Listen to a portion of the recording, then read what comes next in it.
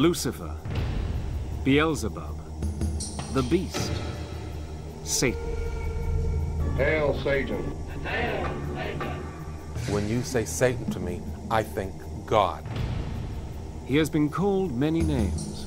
He has taken many strange and different forms. The idea of God's evil enemy has been around for thousands of years. And it's still as powerful as ever. Evil is real, and it must be opposed. But where did Satan's story begin? Where did he come from? And how did he become the Prince of Darkness?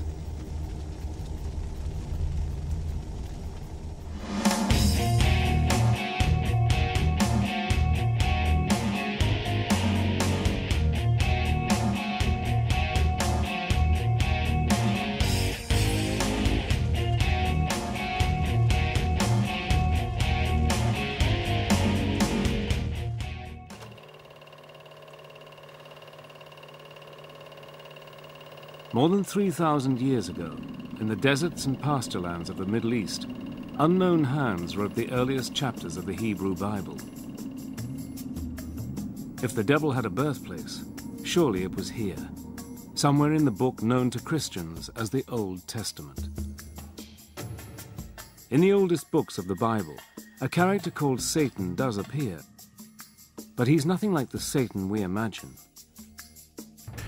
When we read the Old Testament, we find that from time to time there is this strange dark figure who pops up called the Satan. The word the Satan is actually a title. The word means the accuser. And to begin with, it seems that the Satan is one of the angels or attendants in the heavenly court. One of God's servants who, in a sense, had to do some of the dirty work. This Satan has no power of his own. He does only what God tells him. Nor is he a horrible creature with horns and a tail. There's no kind of prince of darkness, somebody who's standing opposite to God. Throughout most of the text, there's no concept at all of an evil force. One of Satan's earliest appearances is as an angel in the book of Job. In one of the best-known stories in the Bible, Satan argues that Job, one of God's most loyal servants, is only pious because he has a good life. God agrees that Satan can test Job by inflicting on him all kinds of diseases and calamities. In the end, in spite of dreadful sufferings, Job continues to worship God, and Satan loses the argument. The Satan who makes Job's life a misery isn't a demon or even a bad angel. And he doesn't live in hell. There wasn't any kind of concept of a hell like we have, you know, a place of fiery torment and torture. In fact, to the ancient Israelites, what happened when you died was really very little. You went to a place called Sheol, and this was just a sort of dark, shadowy place, a sort of underworld, where everybody who died went, irrespective of whether you were good or bad. So where is the Satan we know? Where's the fiend who's eternally at war with the forces of good? The monster who rules over the flames of hell and punishes sinners? Where is the fallen angel with his legions of demon helpers, tempting humans to do evil things so that he can win their souls? If the traditional devil doesn't come from the Jewish Old Testament, where does he come from? Since human history began, people all over the world have believed in demons and evil spirits.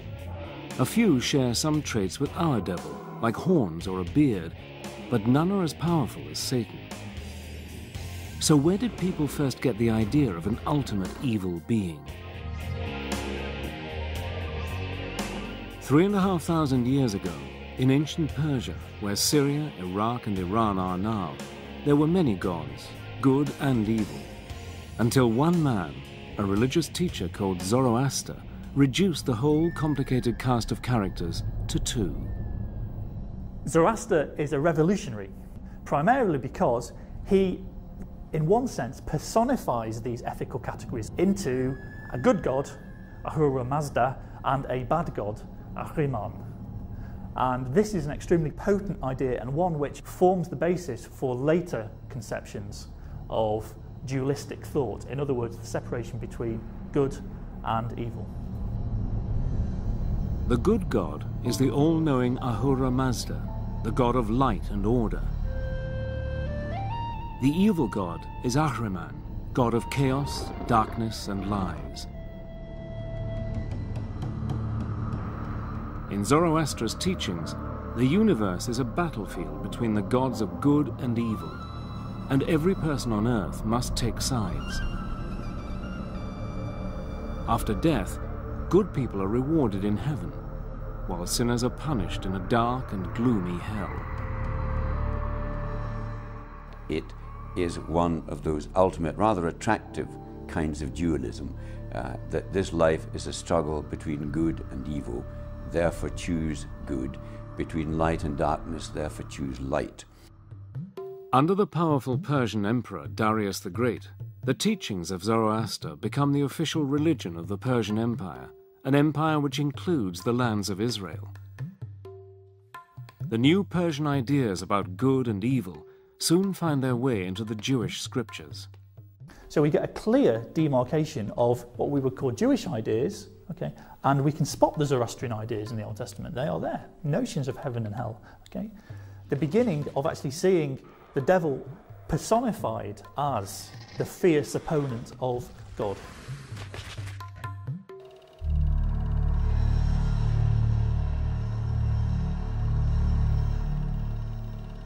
As the Persian Empire in turn is defeated by Alexander the Great, Greek culture comes to ancient Israel.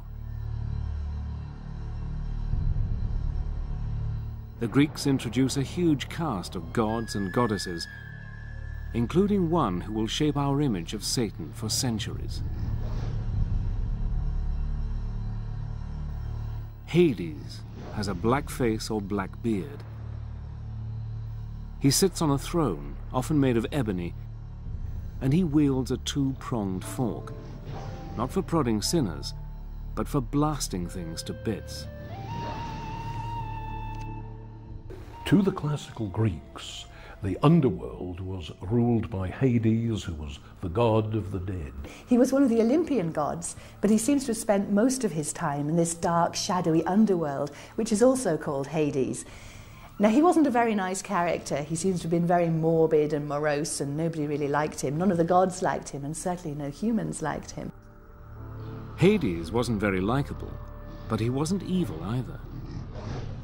In fact, the ancient Greeks see Hades as a god of justice. They believe that when people die, they go to Hades, and he decides whether they go to a place of happiness or a place of misery. As ruler of the world underground, Hades is also the god of wealth and abundance. In a dim memory of Hades, people have believed for centuries that the devil can make you rich. As well as the brooding character of Hades, the Greeks give the world another familiar ingredient of the devil's story. In a famous myth, Zeus, the greatest of the gods, defeats the winged serpent Typhon and throws him down to Tartarus, the lowest region of the underworld. Over the following centuries, the myth grows into the story of how the angel Satan rebels against God and is thrown out of heaven with all his followers. Satan's allies, the fallen angels, become his legion of demons.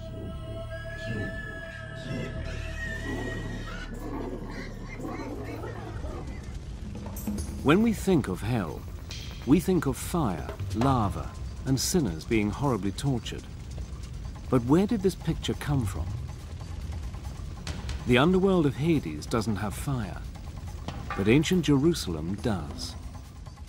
When we read the Gospels, we come upon Jesus warning people that there is this dangerous fate that might await them, and it's called Gehenna, which was the old smouldering rubbish heap in ancient Jerusalem. And because of the stink of the place and because there was so much in the way of rubbish, periodically it was set fire to, and the fires there would burn for several days, if not weeks. Gehenna was the place where the Jerusalem authorities burned the bodies of executed criminals. Over time, the place came to stand for something supernatural, a spiritual fate that would await the wicked at the end of time.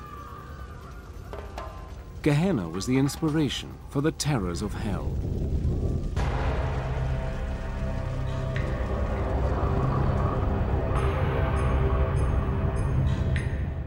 By the time the Christian Gospels are written, towards the end of the 1st century AD, Satan has grown into a powerful figure.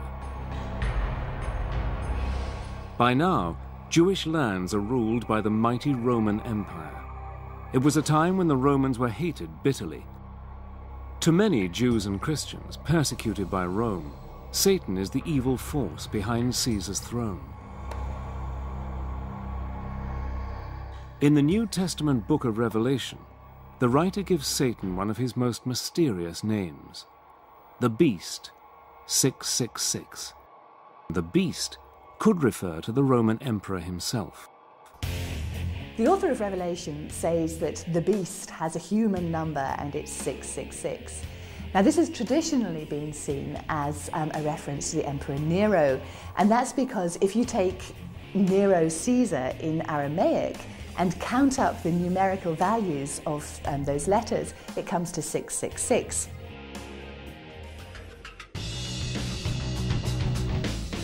The book of Revelation says that the devil was sent down by God into the abyss, where he will be locked up for 1,000 years.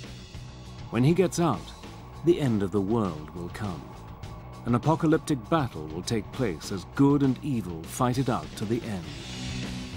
Satan will be let loose and will put up a final attempt to rule the world. This is kind of the dragon of chaos back again. This is evil opposed to God. So it's drawing on very, very ancient cosmological speculation, not so much from Judaism itself, but from the surrounding areas, particularly the Persians. So what does the devil look like at the dawn of the Christian era?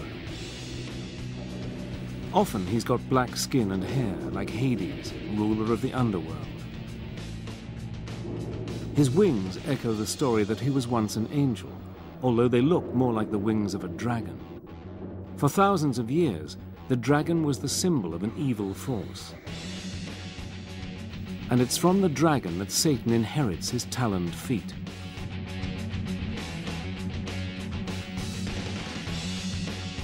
When Satan isn't being a dragon, he's a snake. The serpent, said to have tempted Eve in the Garden of Eden, has long been believed to represent the devil, although the scriptures don't actually say so. In fact, Christian leaders disagree, sometimes violently, about what the devil is like. But one thing they do agree on: he is busy working with and through their enemies. 4 centuries after Christ, a Roman emperor, Constantine the Great, converts to Christianity. Within a generation, the once persecuted religion is the official creed of the mightiest empire on earth. Christian bishops now have real power, backed up by the state, and they use Satan to help them keep it. Again and again, church leaders claim that those who disagree with them, especially other Christian groups, are working for the devil. As Constantine made it the state religion and a state church and an established religion, what Constantine and his immediate successors found hardest to put up with was heresy. Catholic theologians would have said that because heretics didn't believe the correct Catholic faith, they must be worshipping the evil one instead, God's enemy. The logic is relentless. It's us and them.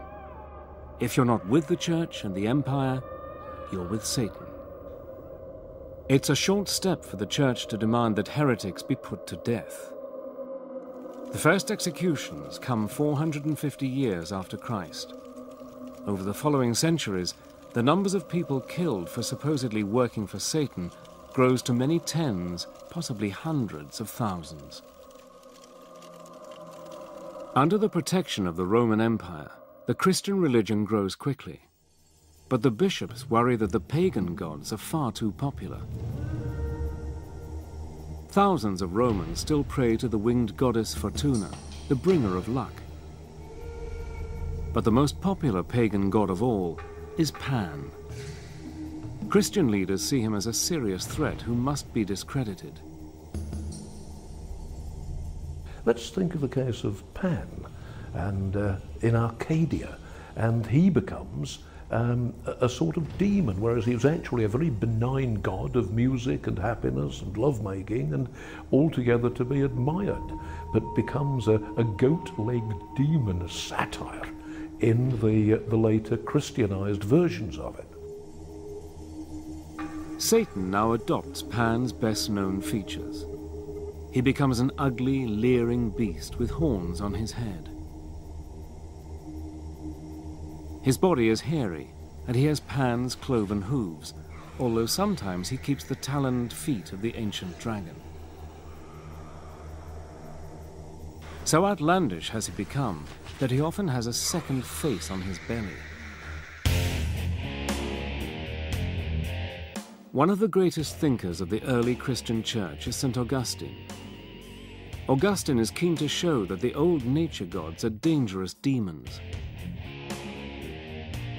According to Augustine, male demons called incubi appear to women at night and seduce them. Even more disturbing for Augustine, saintly men could be visited in their beds by female demons called succubi and forced to do sinful things against their will. When, during the long dark hours, their frustrated minds produced all sorts of sexual visions and erotic pictures, and they had to expel these from their minds. I thought, well, how on earth could this have come into my pious celibate mind? It isn't me. This is an entity. This is something downright evil.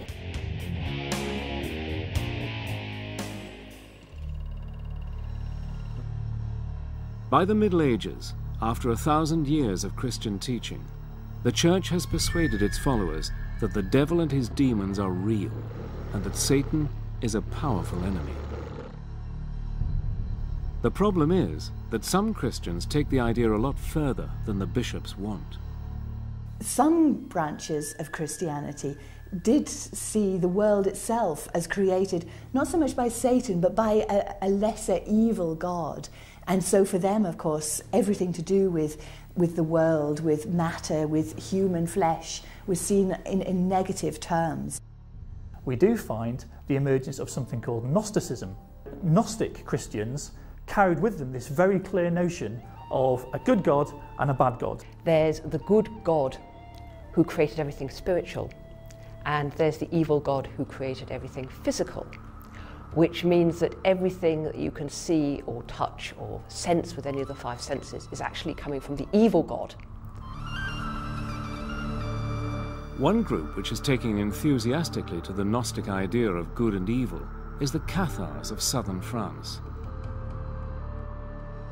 To the Cathars, all material possessions are evil and belong to the devil.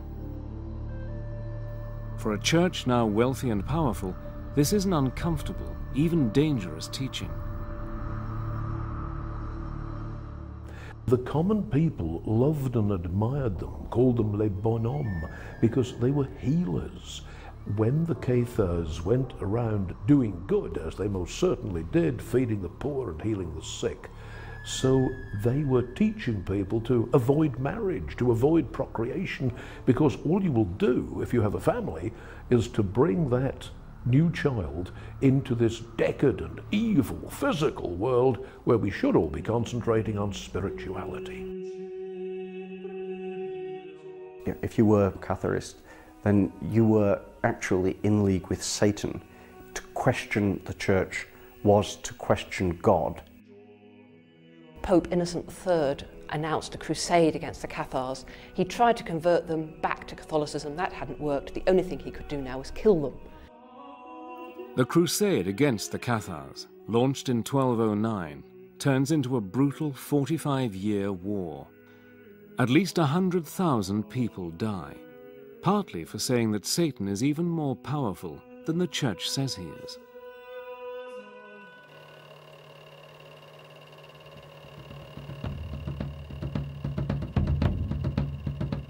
The crusade against the Cathars is against fellow Christians, but for almost 2 centuries, the Crusades are mostly about fighting Islam for control of the Middle East. In medieval Europe, Islam is seen as a heresy, the work of the devil. Muslims too are quick to claim their enemies are in league with the evil one. In the Quran, Muslims are instructed to fight against non-Muslims because they are friends of Satan. Both sides, inheriting the ancient beliefs of the Persians, see the world as divided into good and evil, justifying all the horrors of war and conquest. The Crusades leave a sinister legacy. In the middle of the campaign, Pope Gregory IX founds the Inquisition. Controlled by the Dominican Order of Friars, the Inquisition's job is to find heretics and hand them over to local princes for punishment. The Inquisition gave people plenty to be frightened of. It gave them the fires of hell to be frightened of, and it gave them, in a more immediate sense, the Inquisition itself. They had the right to arrest that person without telling them who'd accused them, or indeed what they were accused of. The accused are guilty until found innocent, and can be held for as long as the authorities want. Anyone who questions the Inquisition is immediately suspected of being in league with the devil. In the fight against Satan and the powers of evil, medieval rulers believed that, as in any war, information is vital. Up till now, the Church has not officially allowed Christians to be tortured, although torturing Jews and Muslims is acceptable. But in May 1252, Pope Innocent IV rules that Christians suspected of heresy can be tortured until they confess they are working for the devil and inform on co-conspirators. Once you've set up a debate that defines somebody as a Satanist, as a servant of Satan, then you have put them in a position where you can do what you want to them because you are justified by working for the forces of good. Generally, once somebody had been accused of heresy, there was no way they could clear themselves. No matter what they said, because they were a heretic, therefore in league with the devil, therefore anything they said was like to be a lie. But the torturers can't do whatever they please. They are supposed to follow strict guidelines. In theory, and according to Pope Innocent IV in the middle of the 13th century, torture should be limited, it should not draw blood, it should not lead to serious permanent damage to the person who's being tortured. In practice, these regulations are not always followed.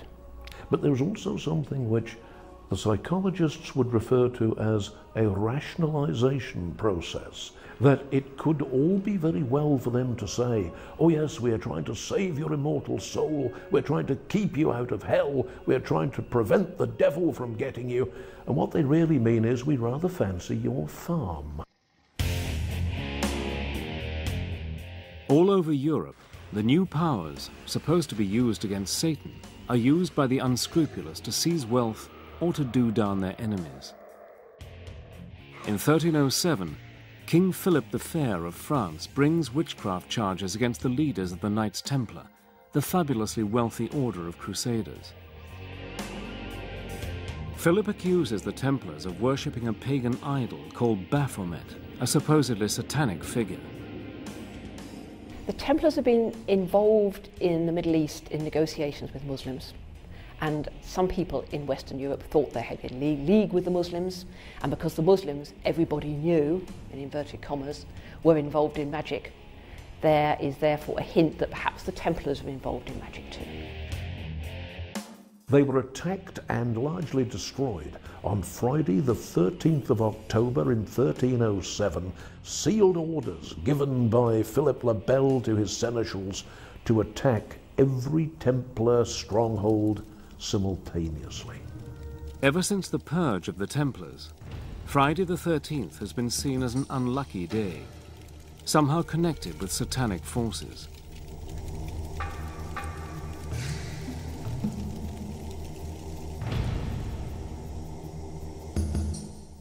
In 1320, the war against Satan is wound up another notch.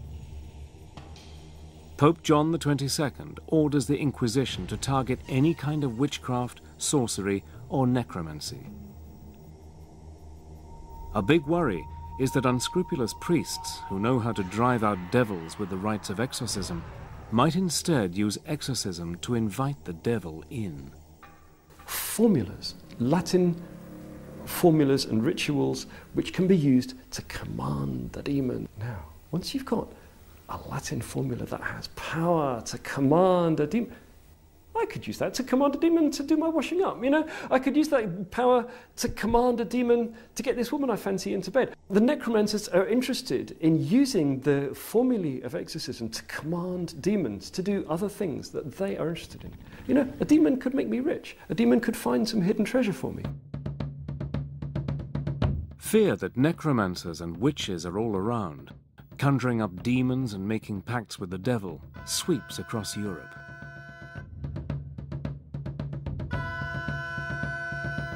One of the first cases investigated by the Inquisition is in the Irish city of Kilkenny. In 1324, in a dispute over inheritance, one of the richest women in the town, Dame Alice Catela, is accused of witchcraft, heresy, and of having a demon lover called Robin. Alice Catela, a landowner in Kilkenny who had several husbands, so her stepchildren brought a charge against her that she'd poisoned her previous husbands in order to obtain the land, and she'd poisoned or killed them otherwise through witchcraft. Alice manages to escape to England. Her unfortunate servant, Petronella, is tortured and burned at the stake.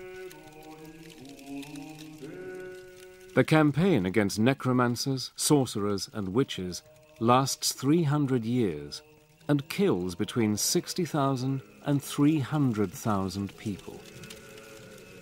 The vast majority of the victims are women. Women were thought of as being more prone to the devil, more likely to sin, more likely to be led astray. They were also thought to be less intellectual than men. Women were seen as closer to animals, and part of this was that they were more susceptible to temptation, that they were more easily seduced by material gratification. As the Inquisition goes about its grisly business, rounding up suspects and interrogating them, many clerics and lay people worry that it's all guesswork. Perhaps they're missing even more witches than they're finding. But how can you tell who is one of Satan's helpers? What you need is a standard test. In 1486, 2 German Dominican monks publish a textbook for inquisitors called Malleus Maleficarum, the Hammer of Witches. The book contains a clever catch-22. Not only is witchcraft heresy, not believing in witches is heresy as well. The Malleus Maleficarum was the manual, the how to get rid of all these demonic fleas that had infested a human being. It was a book of what witches were, what witches did. Malleus Maleficarum tells the Inquisitor everything he needs to know. Witches have the mark of Satan on their bodies, a birthmark or a wart. They can fly by rubbing magical herbs on their skin, and they gather at Satan-worshipping ceremonies called Sabbaths. At these, they celebrate a twisted version of the Christian Mass, kissing the devil's rear end in a blasphemous act of homage. Certainly there was a fear at that time, which was why Malleus Maleficarum sold so many copies and ran through so many editions and is still in print. 30 years after Malleus Maleficarum was written, Martin Luther leads the Protestant Reformation, splitting the Christian Church in two. Each faction, Protestant and Catholic, claims the other is in league with the evil one. Both sides use Malleus Maleficarum to find Satanists, and not just in order to destroy them. Witch hunting is a kind of scientific quest. The idea is, if you can understand witches and the devil, you can fight them. The whole business of witch hunting is almost a sort of intellectual research project. I need to gather a bit more data about what demons do. So I'm going to interrogate a few more witches to get a bit more data, and then I'm going to write it up in my book. The cutting edge of scientific inquiry. Right across Europe, hysteria about Satan sweeps Protestant and Catholic countries alike. In Scotland, James VI, one of the best educated kings in Europe, is so caught up in the craze, he writes a book about the devil and witchcraft. Called Demonology, James' book sets out to prove that Satan-worshipping witches are everywhere, and that they are the gravest threat to the security of the state. He surrounded himself with advisors, and mainly religious advisors, who would protect him from the demons that he feared so much. He saw it everywhere. Well, James was certainly quite militant about this. He thought he was fighting a war. Even as James leads the fight against the devil and the forces of evil, the devil is helping James to keep his crown. James can always point to the figure of Satan and say, if it weren't for me, look who would be ruling in my place. Although this is quite frightening, it's also in a way quite gratifying for James. One of the witches who was interrogated was asked, why is the devil attacking our king? And the witch who was confessing allegedly answered, this was what was recorded anyway in her confession, the devil is doing this because King James is the greatest enemy that the devil has in the world.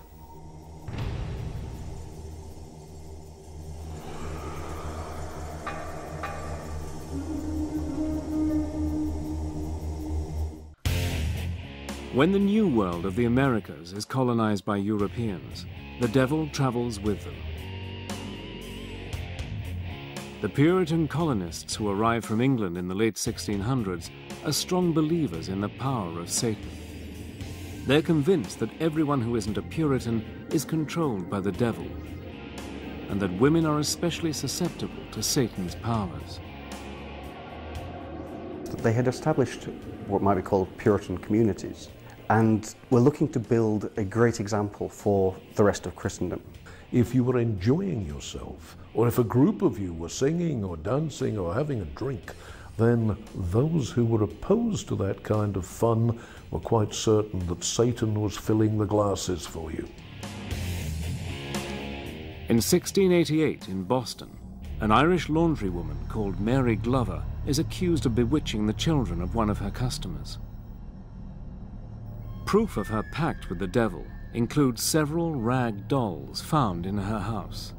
Mary Glover was Irish and a servant.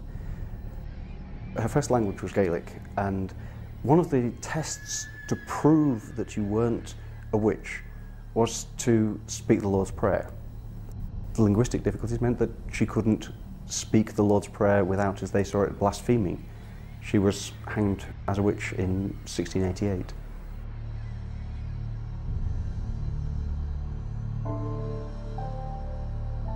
Three years after Mary Glover is hanged, less than 20 miles away at Salem, Massachusetts, the testimony of 3 young girls leads to a mass execution. Some of the children were said to be possessed by spirits sent from the witches. And so when they were standing witness, They were effectively, they were performing being possessed. In the Salem witch hunt, 150 people are arrested. 19 men and women are hung or crushed to death. 17 others die in prison. In an ironic twist to the story, the Salem jury later apologized, blaming the devil for their mistake.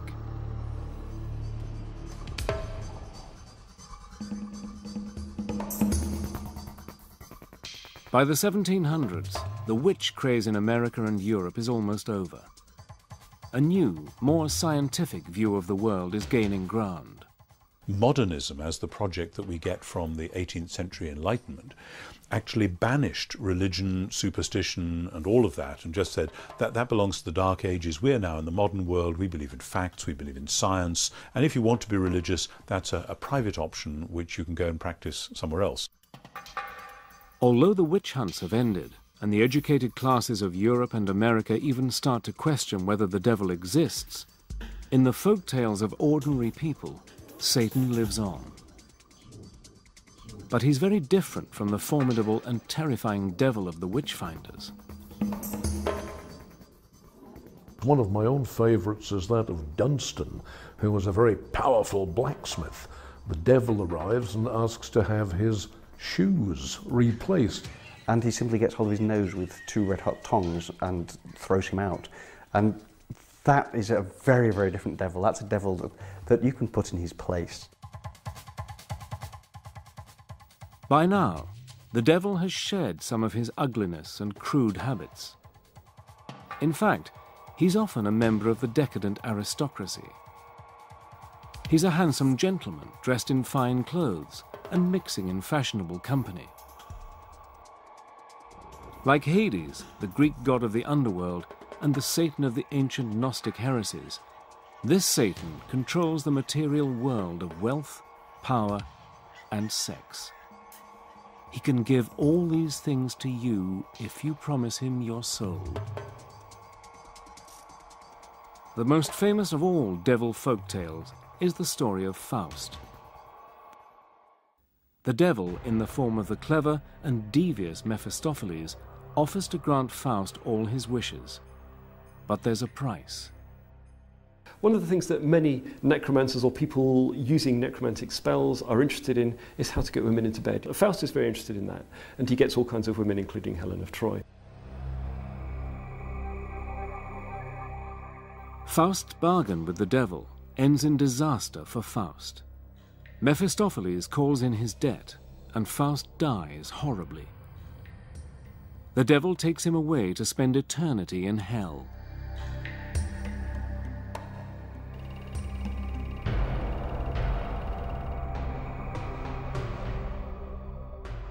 As the power of religion fades, and the age of popes and kings gives way to the age of revolution and democracy, a new devil arrives on the scene. This devil is utterly different from the treacherous fiend of Christian tradition. He is a tragic and lonely figure, a hero battling against tyrannical authority in the shape of a cruel and overbearing god.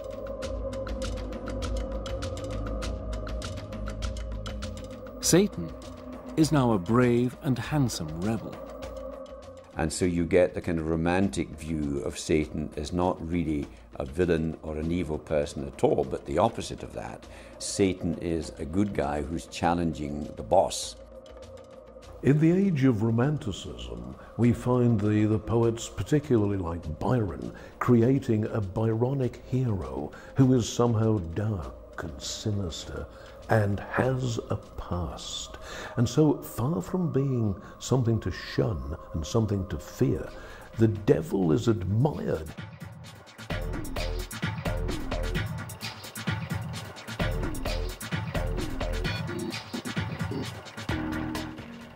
With the 20th century, the devil's fortunes take a turn for the worse. No longer feared or admired, he becomes a figure of fun. He even joins the world of commerce, helping to sell products from wine to chocolates and beer. In the age of marketing and the consumer society, Satan can bring the lure of the forbidden to a tired brand. It's a long way from an apocalyptic war between good and evil. It has been a hallmark of the 20th century for the devil to be treated as a figure of fun. We find the devil is neither better nor worse than the people he's dealing with, and he's just a man among men. Satan seems to have been cut down to size. The Prince of Darkness has become a mischievous imp. But in a surprising twist, a different Satan, the glamorous rebel so admired by the revolutionaries of the 19th century, makes a startling comeback in the 1960s. There was a strong sense of rebellion against everything that anointed the Western political power structure. And it was Christian, it was capitalist, it was warmongering. And so the counterculture started exploring anything that was counter to that. In 1966, occult showman Anton LaVey founds the Church of Satan in San Francisco. Part religion, part money-making racket, the Church of Satan attracts lurid headlines, mostly encouraged by the publicity-seeking LaVey himself.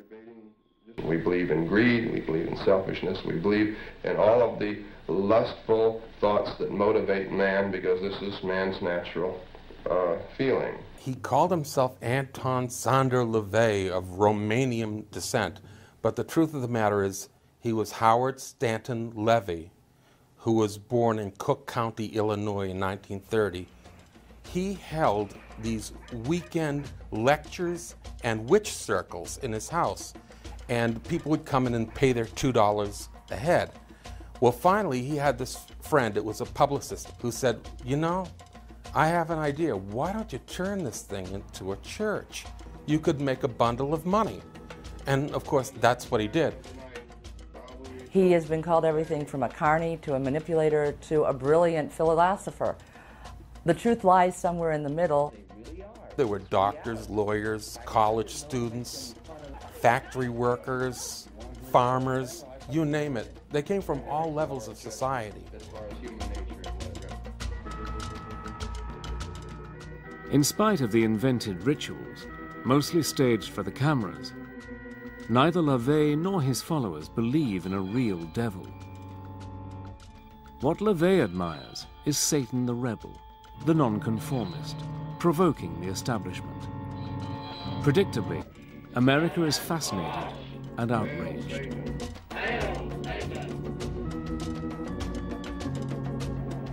In 1967, the 60s fascination with the occult, spearheaded by LaVey's Church of Satan, gets a powerful boost from Hollywood.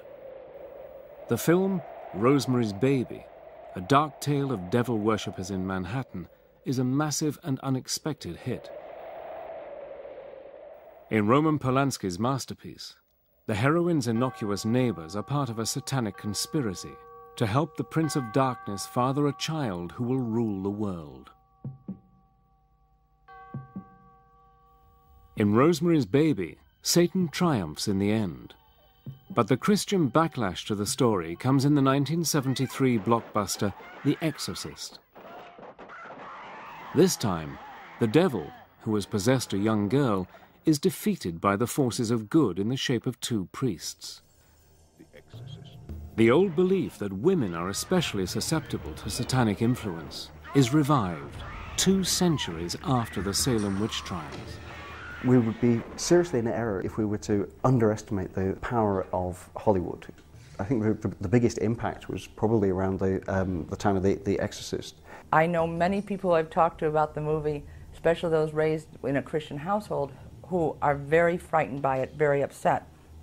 It's the war between good and evil, but evil is in a whole new dimension, and it's very personal. It made being possessed almost fashionable. The numbers of people who were seen to be possessed just took off. I've been invited to exorcise people who were convinced they had a demon, and you will get people who put them through it. and it can be very violent and very dramatic and very expressive, but it can really flip someone into serious, serious ill health. Hollywood's discovery that fortunes can be made with stories of possession and devil worship stokes the fires of a paranoia that has lain dormant since the days of the witch trials. In the 1980s, stories about a vast conspiracy of organized Satanists sweep the media. Known as the Satanic Panic, Christian groups allege mass satanic abuse of children and tens of thousands of kidnappings. Part of the Satanic Panic started with accusations of satanic ritual abuse. Groups of people who declared themselves as Satanists were believed to be taking people and children and damaging them. There were all kinds of dark suggestions about children disappearing and about child sacrifice and ritual murder. Although hundreds of people are arrested and imprisoned, when the FBI finally launches a full-scale investigation in the United States, it concludes that the satanic abuse allegations are all groundless.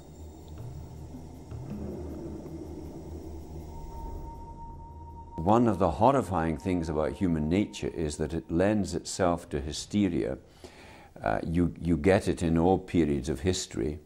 I think you get it much more virulently nowadays because one of the most potent instruments for spreading hysteria is the modern telecommunications industry.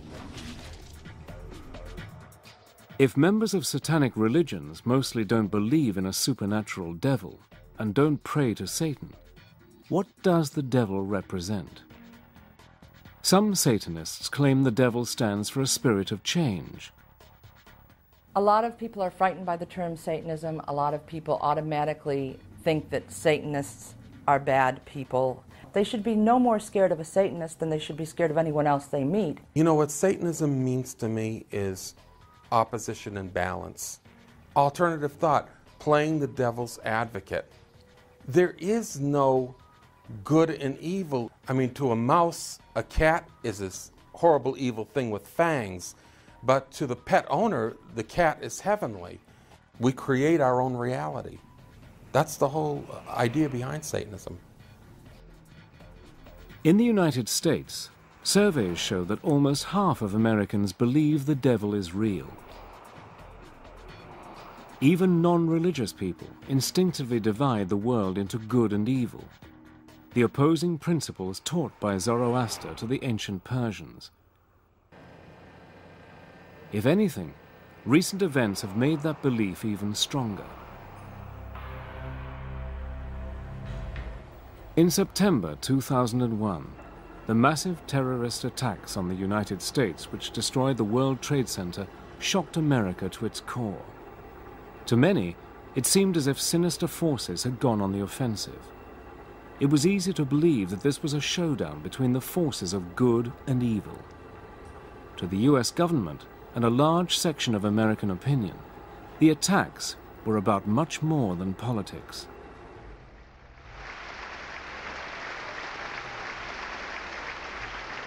We've come to know truths that we will never question. Evil is real, and it must be opposed. You're either with us or you're against us. And if you're against us, by and large, you're going to be working hand in hand with Satan. It was Reagan that talked about the evil empire. Bush talks about the axis of evil. It's classic, ancient, dualistic thinking. In the wake of the 9/11 attacks, President Bush gave the job of catching Osama bin Laden, the man responsible for the atrocity, to Lieutenant General William G. Boykin. But according to Boykin, America's real foe isn't bin Laden.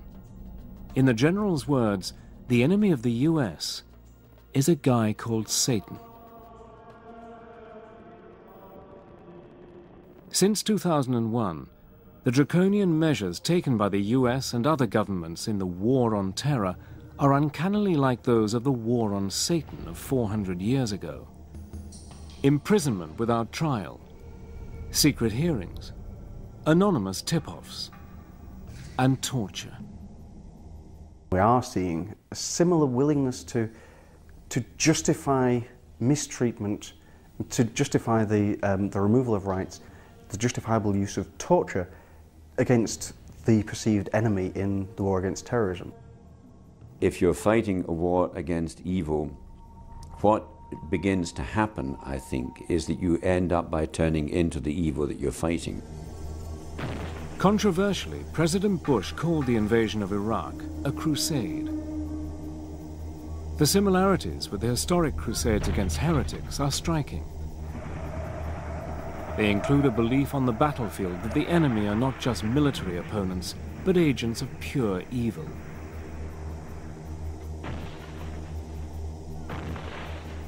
In November 2004, as US forces launch a massive attack on the Iraqi city of Fallujah, a senior Marine officer, Lieutenant Colonel Gareth Brandle, makes clear who he thinks the enemy is.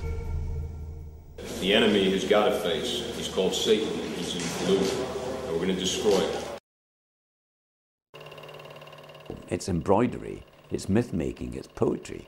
It can be good fun, except that it has produced great evils. A human invention, but one that's rebounded on us because it's given us permission to do terrible things to each other, which is why I think that we should close hell down and finally banish the devil and get rid of him.